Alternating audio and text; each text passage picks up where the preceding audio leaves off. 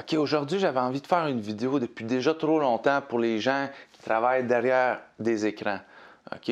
On va parler de l'ergonomie à son poste de travail. Premier point, ça va être la hauteur des écrans. La hauteur des écrans doit être déterminée avec le haut de l'écran à la hauteur des yeux au centimètre près. OK? Puis, on peut constater ici que je n'ai pas eu besoin d'une installation très sophistiquée pour atteindre la hauteur désirée. J'ai tout simplement utilisé 2 livres d'une certaine épaisseur pour avoir la hauteur que je désirais. Ici, pour mon laptop, pour mon écran de soutien, on voit que j'ai utilisé un support que je me suis procuré sur Amazon pour une vingtaine de dollars. Ça fait entièrement le travail.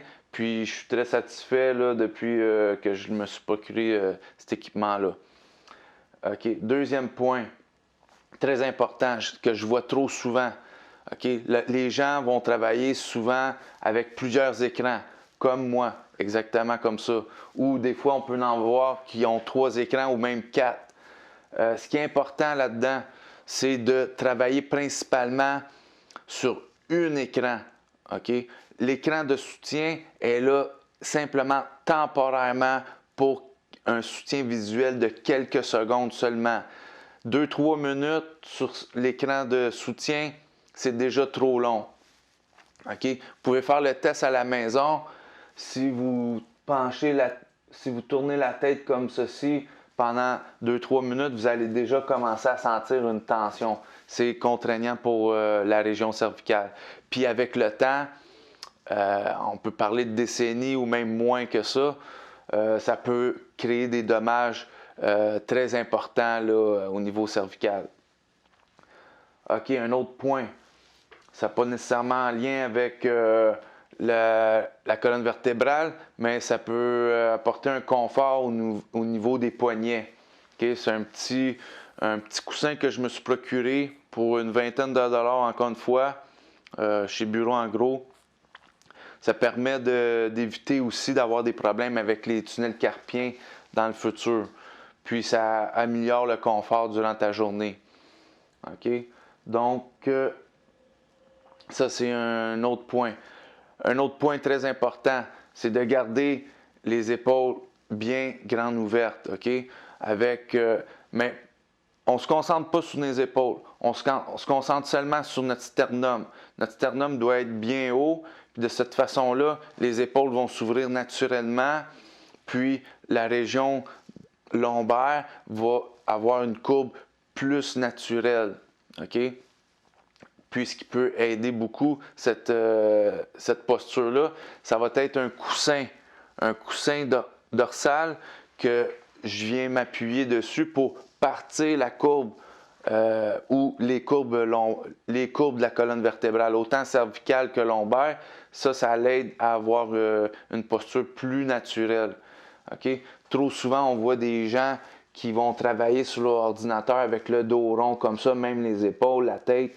Ça, c'est à éviter absolument. Je sais que des fois, on a tendance à vouloir focusser davantage là, sur notre ordinateur, mais pensez au fait que la vraie posture, ça ressemble plutôt à ce que vous voyez présentement. Okay? Un autre point que j'ai adoré, je me suis procuré ce petit cadeau-là depuis déjà quelques mois, que j'adore. Ça permet de changer de position parce que ça, c'est important.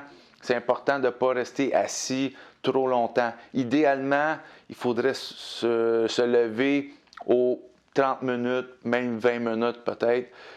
C'est sûr que ce n'est pas évident, mais travailler, rester assis de longues heures, c'est très dommageable pour le dos. Okay? Le corps a besoin de bouger.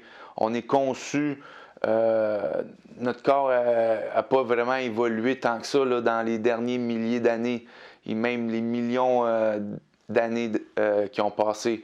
Okay? On est conçu spécialement pour marcher. On a un corps qui est fait pour passer la journée à marcher. Aujourd'hui, on est de plus en plus sédentaire, donc c'est important de se lever de sa chaise au moins 20-30 minutes. Puis le fait d'avoir un bureau, comme je vous dis, électrique comme ça, le petit cadeau que je me suis procuré. Le fait d'avoir un bureau électrique, ça aide beaucoup à améliorer cette condition-là. Et on peut aller prendre des marches, on peut aller prendre des verres d'eau. Puis, encore, qu'est-ce qui pourrait être mieux? Ça serait de faire des petits exercices comme ça de souplesse. Simplement faire des va-et-vient latéraux comme ça. On peut le tenir 5 secondes, plusieurs fois ou 5 fois à chaque côté, ou on peut aller plus rapidement pour 10 fois de chaque côté. Là, je sais qu'on travaille de plus en plus dans des environnements à air ouvert et on peut même avoir 30 à 50 collègues qui sont sur le même étage pour lequel on est à la vue de tous. Donc, ça peut, pour certains, ça pourrait sembler un peu gênant de commencer à faire des exercices de la sorte, mais dites-vous que ça serait supposé être ça la normalité. Okay? Déjà, dans certains endroits au Canada, les employeurs vont exiger à leurs employés de commencer la journée en groupe à faire des étirements. Okay? Ça peut être très bénéfique. Déjà, on va le sentir, déjà le bien-être là, dans les premières secondes qu'on va commencer l'exercice. Puis aussi, ça va permettre de lubrifier les joints. Ça va faire beaucoup de bien. Ça peut éviter beaucoup de dommages sur le long terme. OK? Bon, un autre point, ça va être l'angle des bras. On se supposait être approximativement à un angle de 90 degrés. OK? On se positionne de cette façon. On garde l'écran. Là, on voit que l'écran est un peu plus basse. C'est pas toujours évident d'ajuster exactement l'angle du bras à 90 degrés et l'écran à la hauteur des yeux, mais on fait du mieux qu'on peut, puis je considère cette position très acceptable.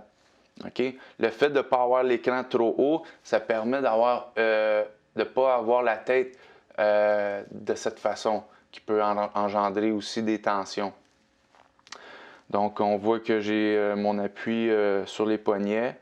Et donc, puis aussi, ce qui est vraiment important, là, je vous ai parlé de mon coussin dorsal aussi. Puis ça, c'est vraiment à appliquer, pas simplement pour les gens qui ont des douleurs. On parle de prévention. C'est encore plus important pour les gens qui ont des douleurs pour éviter ces douleurs-là. Mais les gens qui n'ont aucune douleur, ça s'applique à 100%. Okay? L'objectif, c'est de prévenir aussi pour éviter des problèmes dans le futur. Okay? Donc, on voit mon coussin dorsal. Je me suis procuré pour une trentaine de dollars sur Amazon. J'en ai eu un aussi dans ma voiture que je pourrais plus me passer. Puis, on voit aussi que j'ai un coussin, je viens m'asseoir dessus. OK? On voit qu'il est quand même assez épais. Il est fait en gel, très doux. Ça prend la forme de mes fesses quand je m'assois dessus. Puis sans vous mentir, si ça n'avait pas été de ce coussin-là, il y a quelques années, j'étais incapable de m'asseoir plus que 15 minutes. OK? Ça m'a un peu sauvé la vie à ce moment-là, permettre de pouvoir travailler puis gagner ma vie un peu, parce que il y a quelques années, j'avais une sciatique très prononcée au niveau côté gauche, puis causée par 3 hernies discales. OK?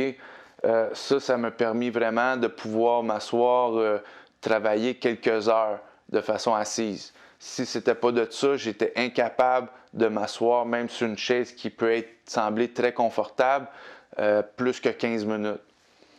OK? Puis, comme je vous ai dit, c'est pas juste pour les personnes qui ont des douleurs, ça s'applique à tout le monde. Ce qu'on veut surtout, c'est de faire la prévention pour éviter des problèmes futurs. Il y a déjà trop de monde dans la population qui ont des douleurs au dos. c'est comme une épidémie, fait qu'il faudrait renverser à un moment donné cette tendance-là pour un peu soulager l'ensemble de la population. Donc, c'est ce que j'avais envie de partager avec vous aujourd'hui. Fait que je vous dis à la prochaine pour des prochains conseils et salut!